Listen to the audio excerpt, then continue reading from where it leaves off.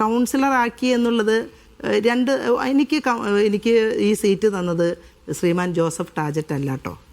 എന്നെ സംബന്ധിച്ചിടത്തോളം എനിക്ക് സീറ്റിൻ്റെ പരിഗണന ആദ്യകാലം മുതൽ എന്നെ മുന്നോട്ട് വയ്ക്കുന്നത് എൻ്റെ പ്രവർത്തന പരിചയം കണ്ടുകൊണ്ട് തന്നെയാണ്. ഞാൻ വ്യാപാരി വ്യവസായി ഏകോപന സമിതിയുടെ വനിതാ വിങ്ങിൻ്റെ തൃശ്ശൂർ ജില്ലയിലെ പ്രഥമ പ്രസിഡൻ്റായി 10 വർഷം പ്രവർത്തിച്ച ഒരാളാണ്. പൊതുജനങ്ങളുമായി നല്ല ബന്ധമുണ്ടാക്കിയിട്ടുണ്ട്. ഒപ്പം KCBCയുടെ KLMൻ്റെ സംസ്ഥാന തലത്തിലെ ഭാരവാഹിയായി ആ തലത്തിലും പ്രവൃത്തി പരിചയമുണ്ട്. മെഡിക്കൽ ടെക്നീഷ്യൻ അസോസിയേഷൻ്റെ ജില്ലാ പ്രസിഡൻ്റായി 10 വർഷക്കാലം പ്രവർത്തിച്ച ഒരു വ്യക്തിയാണ്. സാമൂഹ്യ പ്രവർത്തന രംഗത്ത് നിരവധിയായിട്ടുള്ള സംഭാവനകൾ ചെയ്യാൻ എനിക്ക് കഴിഞ്ഞിട്ടുള്ളൊരു വ്യക്തിയാണ്. അങ്ങനെയാണ് പാർട്ടി നേതൃത്വം എന്നെ കണ്ടെത്തുന്നതും എന്നോട് മത്സരിക്കാൻ താല്പര്യമുണ്ടോ എന്ന് ചോദിച്ചു വരുന്നതും. അതുവരെയും 2005 എനിക്കൊരു പരിഗണന ഇതുപോലെ വന്നിരുന്നു. അവിടെയും അട്ടിമറി ഉണ്ടായി, മറ്റൊരാൾ മത്സരിച്ചു. അപ്പോഴൊന്നും ഒരു വിഷമം ഉണ്ടായിട്ടില്ല.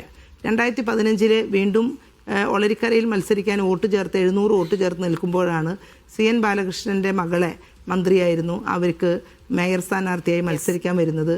ജയസാധ്യതയുള്ള സീറ്റ് ഒളരിയായതുകൊണ്ട് മാറി നിൽക്കണമെന്നോട് എന്നോട് ആവശ്യപ്പെട്ടു. ഞാൻ മാറി നിന്ന് കൊടുത്തു. പുല്ലഴിയിൽ മത്സരിക്കാൻ അവസരം തന്നു. പുല്ലഴിക്ക് ചെന്നപ്പോൾ ഡെപ്യൂട്ടി മേയറാവാൻ ആഗ്രഹിച്ചു നിൽക്കുന്ന എന്ന് നമ്മളിൽ വേർപിരിഞ്ഞു പോയ PV സരോജിനി അവിടെയുണ്ട്, മാറിക്കൊടുക്കണമെന്ന് പറഞ്ഞ് ഞാൻ മാറിക്കൊടുത്തു. അങ്ങനെ മാറി കൊടുത്തിട്ടാണ് ഞാൻ ഈ 4 തവണയും കയറി വന്നത്. അപ്പോൾ കഴിഞ്ഞ നീണ്ട 10 വർഷം നമ്മൾ പ്രതിപക്ഷത്ത് അത്രമാത്രം അനീതിക്കെതിരെ ശബ്ദമുയർത്താനും സമരം ചെയ്യാനും പോലീസിൻ്റെ മർദ്ദനമേൽക്കാനും 29-30 കേസോളം എൻ്റെ പേരിൽ വരികയും അതെൻ്റെ വീട്ടുകാര്യത്തിനല്ല പാർട്ടിക്ക് വേണ്ടിയാണ്. അതെല്ലാം നേടുമ്പോഴും എന്നെ കൈയടിച്ച് അപ്രിഷ്യേറ്റ് ചെയ്തിരുന്ന നേതൃത്വം അതെല്ലാം മറന്നുകൊണ്ട് പാർട്ടിയുടെ തലക്കെട്ടുള്ള ഒരാൾക്ക് കൊടുക്കണമെന്ന് വാശി പിടിക്കുന്നത് അത് മറ്റൊരാളും ഇല്ലേ എന്നാണ് ഞാൻ ചോദിക്കുന്നത്. നിജി ജസ്റ്റിൻ ഇത്രയും മാത്രം ഇവിടെ സമരങ്ങളും കാര്യങ്ങളും ഒക്കെ നടക്കുമ്പോൾ ഒരു തവണയെങ്കിലും വന്ന് ഞങ്ങളോട് ചേർന്നിട്ടില്ല.